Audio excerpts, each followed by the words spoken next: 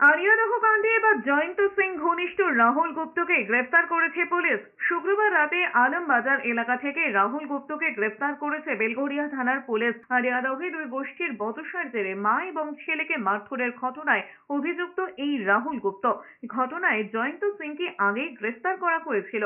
এছাড়া ভাইরাল একটি ভিডিওয় এই রাহুলকে একজনকে চ্যাংদোলা করে মারধর করতেও দেখা গিয়েছিল বলে অভিযোগ।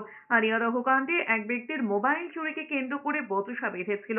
ব্যারাকপুর পুলিশ কমিশনারেটের পুলিশ কমিশনার সাংবাদিক বৈঠক করে জানিয়েছিলেন 2021 সালের ফেব্রুয়ারি-মার্চ মাসে আরিয়াদহের 8 নম্বর ওয়ার্ডের বাসিন্দা রাহুলের বাড়িতে মোবাইল চুরির ঘটনা ঘটে, কিন্তু তিনি থানায় কোনো অভিযোগ দায়ের করেননি।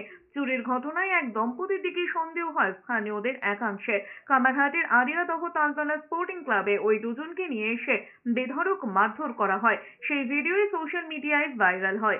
যদিও এই ভিডিওর সত্যতা যাচাই করেনি এস নিউজ। এই ঘটনার সূত্রে জয়ন্ত ছাড়াও গ্রেফতার করা হয়েছিল তার সঙ্গে অভিষেক বর্মন, সুভাষ পেরা এবং সুমন দে সহ 6 জনকে। এবার রাহুলকেও গ্রেফতার করা হয়েছে।